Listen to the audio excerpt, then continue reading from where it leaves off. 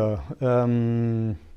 Je pense que le film vient du fait que j'ai grandi au Mozambique, en fait, toute mon enfance. Je l'ai passé au Mozambique. Et je suis arrivé en Suisse, enfin en Europe, à l'âge de 11-12 ans. Et la question du retour dans le pays où on a passé son enfance est quelque chose qui m'intéresse comme ça. J'ai donc commencé à travailler d'abord avec des retraités italiens qui étaient venus ici comme saisonniers dans les années 60-70 et qui me racontaient toujours qu'ils étaient venus ici pour, enfin souvent en tout cas ça revenait dans leurs discussions, ils étaient revenus ici pour 6 mois, juste pour une saison, pour gagner de quoi vivre, d'éponger les dettes ou de se sortir des problèmes, et que finalement ils étaient restés ici 60-70 ans. Et donc c'est des gens qui avaient vécu leur vie ici, tout en ayant le cœur partagé en deux. Ils disaient qu'ils avaient toujours voulu revenir vers le pays de leur enfance, mais ils n'avaient pas pu. Donc le dernier moment pour retourner chez eux, c'était après la mort. Et cette composante m'intéressait beaucoup parce que c'est plutôt un voyage imaginaire, un voyage dans le temps, plus qu'un voyage géographique. Cette volonté de revenir vers le pays de son enfance, parce que évidemment le temps a passé la même chose là-bas et les choses ont changé aussi là-bas. Donc c'est vraiment... donc, le film est parti de ça, de cette idée-là.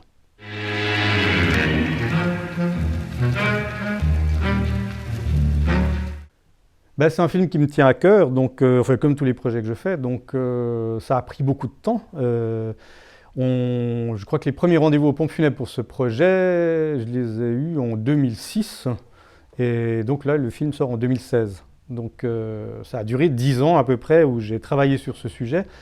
Entre-temps, c'est un projet qui a eu des refus au début. Donc, entre-temps, j'ai dû faire un autre film qui est sorti aussi ici à Nyon et qui est passé au cinéma. Et puis, à la fin de l'exploitation en salle de ce film-là, j'ai remis en route ce projet. Voilà. Et donc, ça a été vraiment très long et il a fallu tenir le projet vraiment pendant très longtemps, quoi.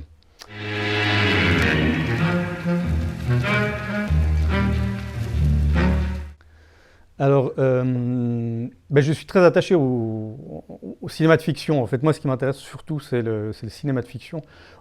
Et je dirais que dans ce cas précis, en fait, on a tourné avec un dispositif qui peut ressembler par moments à un film de fiction. Donc, on a employé toute la grammaire et le vocabulaire, je dirais, du cinéma de fiction. Je voulais aussi qu'on soit avec des plans très frontaux pour qu'on ait... Je voulais éviter de découper, je voulais qu'on ait vraiment, comme on parle de la mort et de la vie, je voulais que ce soit quelque chose de frontal et de direct, sans passer par des artifices compliqués de montage. Je voulais qu'on ait vraiment la durée et aussi des plans comme dans la réalité, quoi. Fait qu'il y ait quelque chose qui se dégage de cet ordre-là, et qu'on ait cette densité du temps dans les plans. Donc on a tourné en plan large, fixe, sur trépied, avec un montage relativement simple. C'est des gros moments, c'est des gros blocs de temps. Ça, c'est pour les scènes qui sont, en fait, toutes les séquences qui sont en dehors du corbillard. À l'intérieur du corbillard, on a ces 2 caméras qui sont fixes et frontales et qui sont sur chacun des personnages.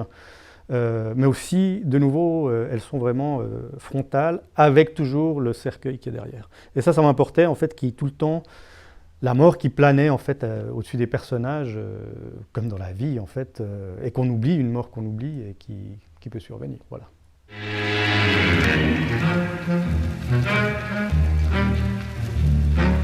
On a beaucoup travaillé sur le son aussi, hein.